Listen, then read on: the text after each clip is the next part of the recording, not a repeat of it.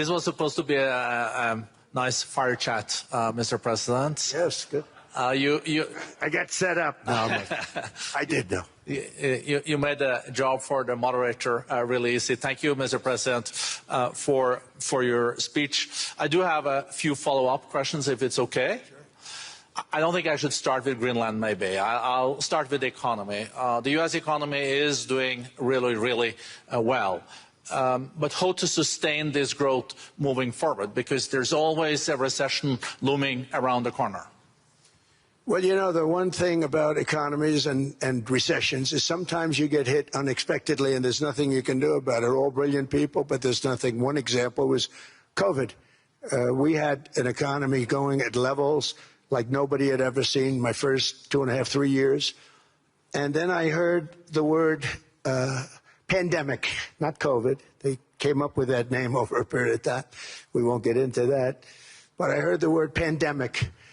And I had a poll come out that was so strong just prior to that. And I was with the two best pollsters, McLaughlin, Fabrizio. And they said, sir, George Washington and Abraham Lincoln, if they came back and ran as president and vice president, they couldn't beat you.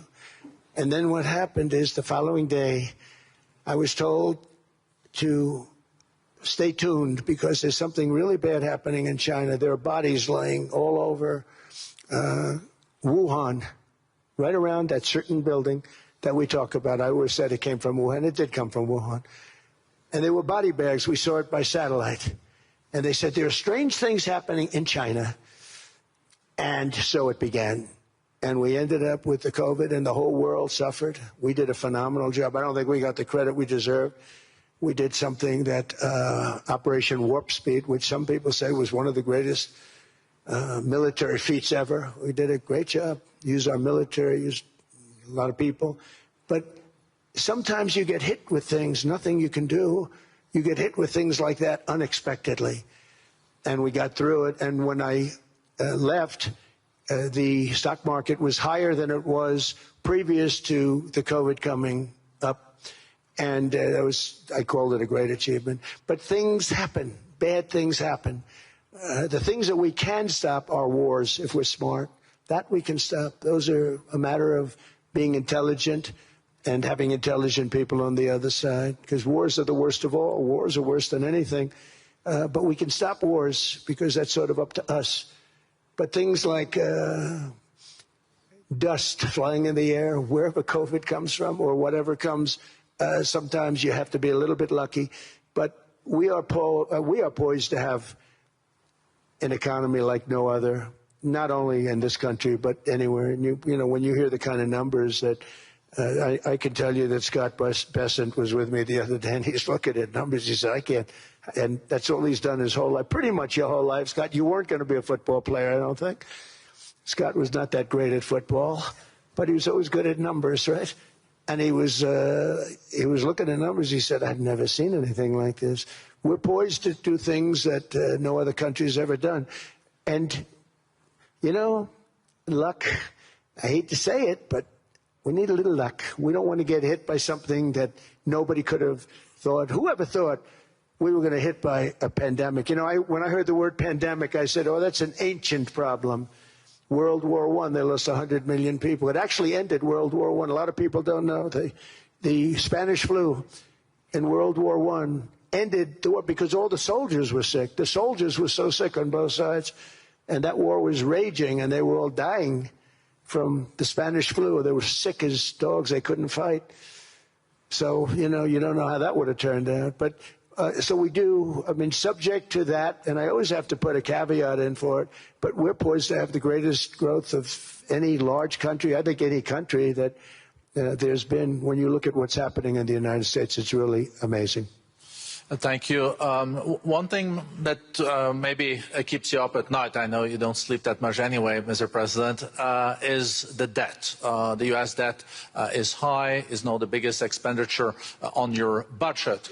How to get out of that impasse? Well, the big thing is growth. I mean, growth is the way. If we grow like this, we go from having a $37 trillion. We go from having high debt to low debt. But we also are cutting expenses, you know, the old-fashioned way. we have extraordinary growth. I think we're going to be growing our way out. I think we're going to be paying off debt. We're taking in tremendous money from tariffs fairly. And again, I'm using them judiciously. Switzerland's a case study. I could have gotten much more. I could have asked for much more.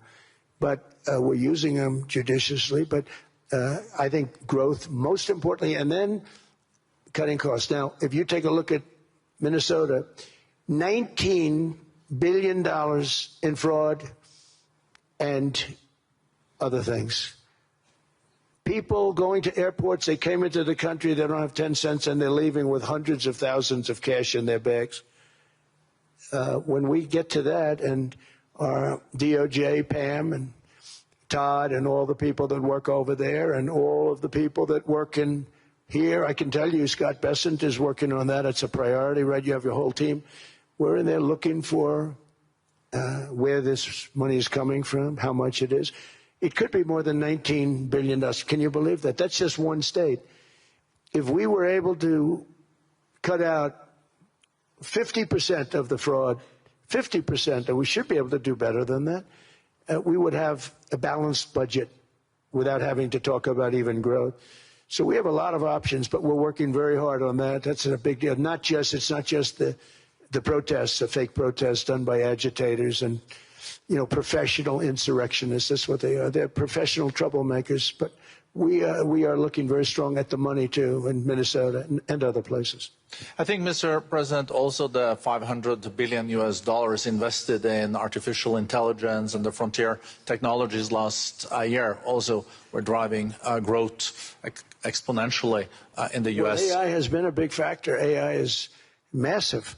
I mean, Mark Zuckerberg showed me a plant where he put it over a map of Manhattan, and it was basically the size of Manhattan. This is not, I said, you got to be kidding. It's a plant that was miles long.